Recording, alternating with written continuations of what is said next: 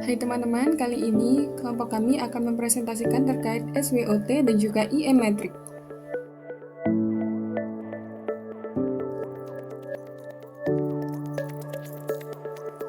Matriks SWOT adalah alat penting yang membantu manajer mengembangkan 4 jenis strategi, yaitu strategi SO, Strength Opportunity, strategi WO, Weakness Opportunity, strategi ST, Strength Trait, dan strategi WT, Weakness Trait. Organisasi biasanya mengejar strategi WO, ST, atau WT untuk mencapai posisi di mana mereka dapat menerapkan strategi SO. Strategi ST menggunakan kekuatan perusahaan untuk menghindari atau mengurangi dampak ancaman eksternal. Sedangkan strategi WT adalah taktik defensif yang bertujuan mengurangi kelemahan internal dan menghindari ancaman eksternal. Proses penyusunan matriks SWOT terdiri dari 8 langkah, dimulai dengan membuat daftar peluang dan ancaman eksternal, diikuti dengan kekuatan dan kelemahan internal, dan diakhiri dengan mencocokkan faktor-faktor untuk mencatat strategi SO, WO, ST, dan WT yang dihasilkan.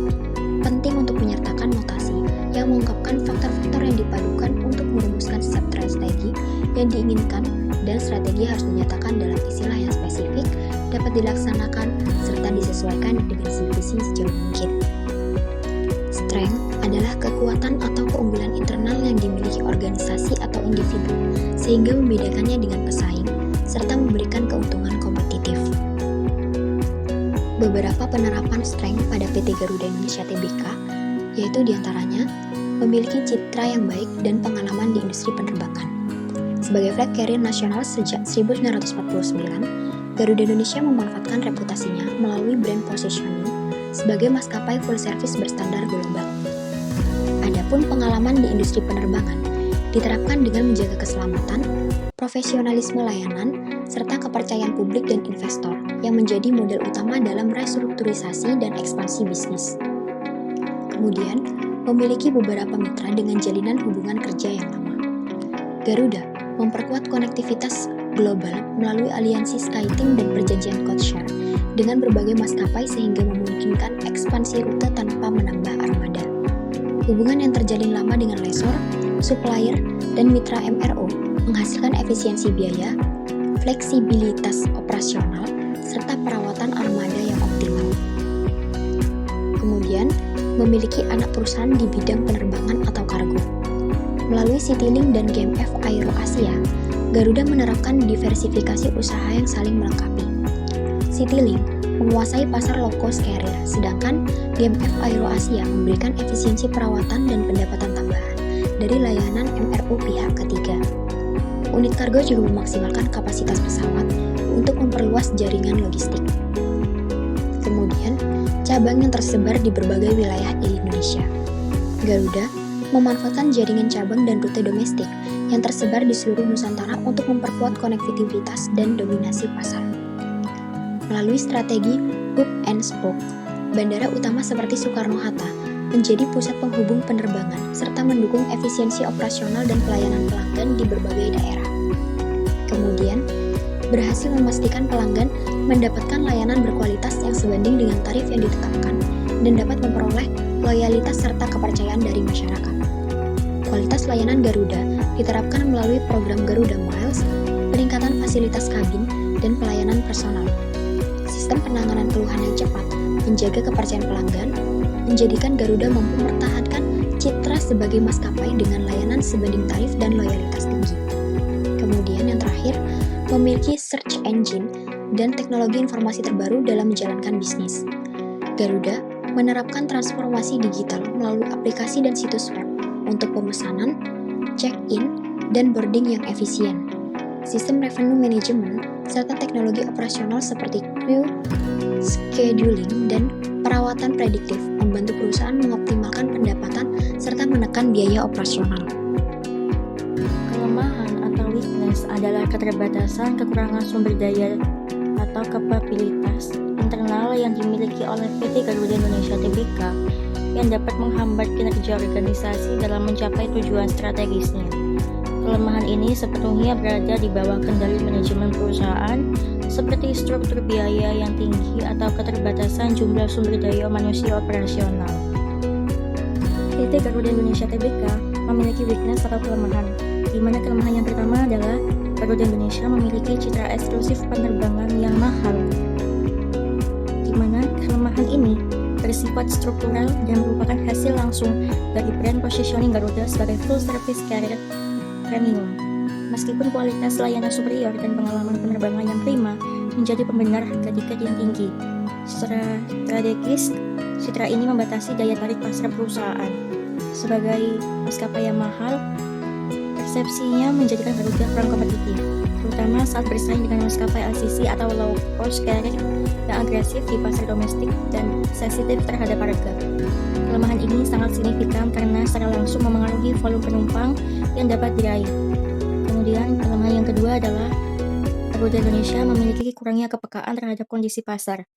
Kelemahan ini merujuk pada respon perusahaan yang kurang adaptif terhadap dinamika pasar yang cepat berubah. Hal ini tercermin dari adanya kesenjangan harga tiket dan ketersediaan antara saluran distribusi resmi yang dikelola Garuda dengan saluran pihak ketiga seperti online travel agents atau OTA.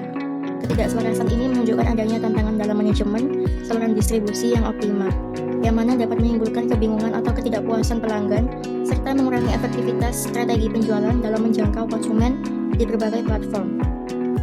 Kelemahan yang ketiga adalah Garuda Indonesia memiliki biaya operasional yang tinggi dan menyebabkan tarif penerbangan lebih tinggi dibandingkan dengan maskapai lain. Kelemahan tersebut merupakan kelemahan internal mendasar yang menjadi akar masalah harga tiket. Sebagai maskapai aviasi, Garuda menanggung biaya operasional yang tinggi, meliputi biaya bahan bakar, biaya leasing pesawat, dan biaya SDM untuk mempertahankan standar kelas layanan dunia. Tingginya beban operasional ini memaksa perusahaan untuk menetapkan tarif yang jauh lebih tinggi dibandingkan maskapai lain. Meskipun harga ini sebanding dengan fasilitas yang ditawarkan, tingginya biaya tersebut secara langsung melemahkan posisi kompetitif Garuda di pasar yang mayoritas mencari harga terjangkau. Kemudian kelemahan selanjutnya adalah Garuda Indonesia memiliki promo yang lebih sedikit dan tidak bayar penerbangan promo seperti maskapai lain, di mana kelemahan ini terkait dengan kebijakan pemasaran dan penjualan. Dibandingkan pesaing LCC yang secara rutin menggunakan perang harga dan promosi masif untuk mengisi kapasitas, Garuda cenderung membatasi frekuensi dan besaran diskon promosi. Walaupun Garuda tetap mengadakan promosi seperti travel fair bulanan, kebijakan ini dinilai kurang agresif. Pembatasan promosi ini merupakan konsekuensi dari keharusan menjaga margin keuntungan agar dapat menutupi biaya operasional yang tinggi dan menjaga citra premium perusahaan. Kemudian kelemahan selanjutnya adalah Garuda Indonesia memiliki jumlah sumber daya manusia operasional yang terbatas. Keterbatasan SDM operasional seperti pilot, awak kabin, dan teknisi bersertifikasi diidentifikasi sebagai kelemahan internal yang sangat krusial. Kelemahan ini terjadi sebagai dampak dari restrukturisasi dan efisiensi tenaga kerja yang dilakukan pada periode krisis, terutama pada tahun 2020 hingga tahun 2022. Keterbatasan ini menimbulkan tantangan serius bagi perusahaan dalam hal perekrutan tenaga kerja baru dengan kualifikasi dan sertifikasi yang ketat, yang pada akhirnya dapat menghambat kemampuan Garuda untuk meningkatkan frekuensi penerbangan atau ekspansi rute di tengah pemulihan permintaan pasar. Kemudian, kelemahan selanjutnya adalah Garuda Indonesia memiliki harga tiket tidak terjangkau bagi semua orang. Kelemahan ini merupakan kesimpulan dari kelemahan biaya dan citra. Secara eksplisit, Garuda Indonesia mengakui bahwa struktur harga yang ditetapkan tidak ditujukan untuk seluruh lapisan masyarakat. Meskipun perusahaan berupaya meraih semua segmen melalui penawaran harga dan promo, mayoritas harga tiket Garuda secara umum tetap berada di luar jangkauan segmen pasar yang luas. Hal ini membatasi basis pelanggan perusahaan dan membuatnya bergantung pada segmen pasar premium yang jumlahnya lebih kecil. Baik, selanjutnya adalah opportunity. Opportunity atau peluang adalah kondisi eksternal, yakni faktor dari luar perusahaan yang positif dan dapat dimanfaatkan oleh perusahaan untuk berkembang dan mencapai tujuan usahanya. Nah, jadi opportunity atau peluang yang dimiliki oleh Garuda Indonesia itu meliputi yang pertama, bergabung dalam anggota SkyTeam Global Airline Alliance. Jadi, keanggotaan dalam SkyTeam Global Airline Alliance ini memberikan peluang bagi Garuda Indonesia untuk memperluas jaringan penerbangan internasional, meningkatkan konektivitas, serta menarik penumpang transit dari berbagai negara melalui kerjasama kode penerbangan dengan maskapai anggota lainnya. Kemudian yang kedua, teknologi dan informasi yang semakin maju. Jadi, perkembangan teknologi digital membuka peluang bagi Garuda Indonesia untuk meningkatkan efisiensi operasional, memperkuat layanan pelanggan melalui sistem pemesanan daring, aplikasi mobile, dan otomatisasi layanan di bandara. Kemudian ada industri penerbangan Indonesia dan Asia Pasifik yang semakin berkembang pesat. Jadi pertumbuhan ekonomi dan meningkatnya mobilitas masyarakat di kawasan Asia Pasifik menciptakan permintaan tinggi terhadap pelayanan penerbangan. Jadi hal ini tuh menjadi peluang bagi Garuda Indonesia untuk memperluas rute dan meningkatkan pangsa pasar. Kemudian GI sebagai perusahaan BUMN mendapat fasilitas dan dukungan dari pemerintah. Jadi status Garuda Indonesia sebagai perusahaan BUMN memberikan keuntungan berupa dukungan regulasi, fasilitas pembiayaan, serta kebijakan strategis pemerintah yang dapat memperkuat posisi Garuda dalam menghadapi kompetisi industri.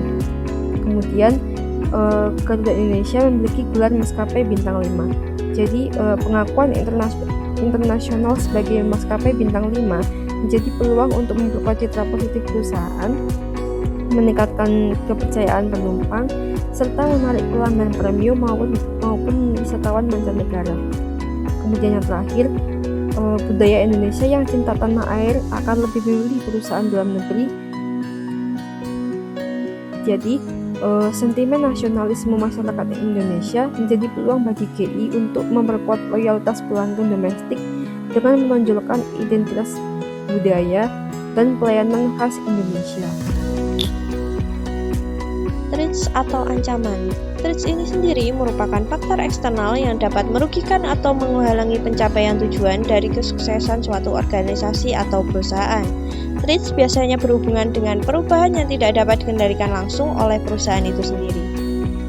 Threats atau ancaman yang dihadapi oleh PT Garuda Indonesia yang pertama, persaingan di industri penerbangan yang semakin ketat. Maskapai LCC menguasai lebih dari 60% pasar domestik Indonesia, memaksa Garuda untuk menghadapi kompetisi harga yang sangat ketat. Maskapai internasional juga memperbesar kapasitas penerbangan dan memperkenalkan penawaran harga yang lebih kompetitif. Yang kedua, maskapai lain yang lebih murah dan memiliki kapasitas yang lebih besar. Garuda mencatat peningkatan tekanan kompetitif dari low cost carrier seperti Lion Air, AirAsia, Superjet yang mendominasi 60% pasar domestik. Yang ketiga, peningkatan kapasitas, kualitas, dan penambahan rute penerbangan maskapai lain. Pada tahun 2023, pesaing seperti AirAsia dan Batik Air memperbesar tipe pesawat dan meningkatkan frekuensi khususnya untuk rute destinasi wisata seperti Bali dan juga Labuan Bajo. Yang selanjutnya, faktor-faktor yang tidak dapat dikendalikan yang menghambat ketepatan waktu penerbangan. On-time performance menjadi indikator penting dalam kualitas layanan Garuda Indonesia. Ketepatan waktu sering terganggu oleh faktor eksternal seperti kepadatan slot bandara, cuaca ekstrim, dan keterlambatan layanan ke bandar udaraan. Yang selanjutnya, situasi politik dalam negeri. Pada tahun 2024, tahun politik di Indonesia dengan adanya pemilu presiden. Situasi ini dapat mempengaruhi operasional Garuda Indonesia baik secara langsung maupun tidak langsung, karena potensi ketidakstabilan sosial dan fluktuasi permintaan pasar. Yang terakhir, adanya bencana alam seperti letusan gunung berapi, wabah penyakit, dan lain-lain yang dapat menyebabkan penurunan permintaan pasar. Pandemi COVID-19 menjadi ancaman terbesar industri penerbangan. Pada tahun 2020, mencatat kontraksi ekonomi minus 2,07% dan penurunan mobilitas global yang menyebabkan rute internasional Garuda ditutup sementara sehingga terjadi penurunan tajam pendapatan. Ada analisis trend opportunity atau SO. Yang pertama, memanfaatkan citra baik dan teknologi untuk memperluas jaringan rute dan meningkatkan loyalitas pelanggan melalui keanggotaan SkyTeam dan kemajuan teknologi. Analisis ini diambil dari analisis trend poin 1 dan juga poin 6, kemudian analisis opportunity dari poin 1 dan juga poin 2. Kemudian yang kedua ada memperkuat kolaborasi dengan mitra lama dan dukungan pemerintah untuk mengembangkan industri penerbangan dan mempertahankan gelar bintang 5. Analisis ini diambil dari analisis trend poin 2 dan juga analisis opportunity poin 4, 3, dan juga 5. Kemudian yang terakhir memanfaatkan budaya cinta tanah air dengan menonjolkan layanan berkualitas untuk memenangkan persaingan di pasar domestik yang berkembang pesat. Analisis ini diambil dari poin analisis strength poin 5 dan juga analisis opportunity poin 6 dan juga 3. Kemudian ada analisis terkait business opportunity atau WO. Yang pertama, memanfaatkan dukungan pemerintah untuk menekan biaya operasional agar dapat menawarkan tarif yang lebih kompetitif. Analisis ini diambil dari analisis opportunity point 4 dan juga analisis weakness point 3. Kemudian menggunakan kemajuan teknologi untuk meningkatkan efisiensi operasional dan mengatasi keterbatasan sumber daya manusia. Analisis ini diambil dari analisis opportunity point 2 dan juga weakness point 5. Kemudian ada mengembangkan program loyalitas dan diskon khusus berbasis teknologi untuk mengatasi kesan mahal atau eksklusif dan kekurangan promo. Analisis ini diambil dari analisis opportunity point 2 dan juga analisis weakness point 1, 6 dan juga point 4. Kemudian ada analisis terkait strength dan traits atau ST. Yang pertama memanfaatkan citra, loyalitas dan teknologi terbaru untuk menanggapi peningkatan kapasitas dan rute pesaing dengan fokus pada diferensiasi layanan premium. Analisis ini diambil dari analisis strength point 1, point 5 dan juga point 6. Kemudian diambil juga dari analisis threats point 3. Kemudian menggunakan pengalaman dan cabang yang tersebar untuk menjaga market share dari maskapai yang lebih murah dengan menargetkan segmen pasar yang menghargai kualitas layanan. Analisis ini diambil dari strength point 1, point 4 dan juga analisis threats point 2. Kemudian memperkuat posisi anak perusahaan atau kargo sebagai diversifikasi pendapatan untuk menghadapi penurunan permintaan akibat bencana. Analisis ini diambil dari analisis strength point 3 dan juga analisis threats point 6. Untuk slide yang terakhir ada analisis terkait weakness dan threats atau WT yang terdiri dari yang pertama menganalisis kondisi pasar secara lebih peka untuk mengantisipasi persaingan ketat dan menghindari dampak negatif situasi politik dalam negeri. Analisis ini diambil dari analisis weakness point 2 dan juga threats point 1 dan threats point 5. Kemudian yang terakhir ada meningkatkan ketersediaan promo dan menyesuaikan tarif untuk bersaing dengan maskapai yang lebih murah di segmen pasar tertentu tanpa mengorbankan kualitas bintang 5.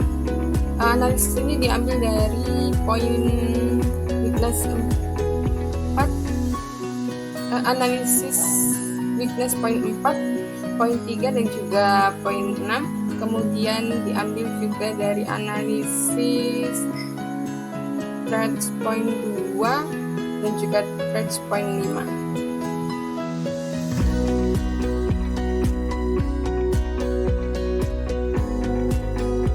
Matriks internal atau eksternal IE adalah alat yang digunakan dalam tahap penyesuaian kerangka kerja analitis formulasi strategi untuk memvisualisasikan posisi divisi-divisi suatu organisasi dalam tampilan 9 sel.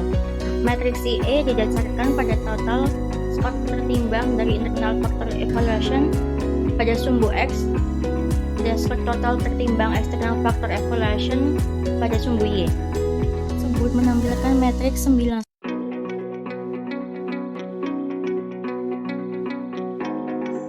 Dengan 6 kunci faktor eksternal, ditemukan bahwa skor IFE matrix strength berbobot 3,14.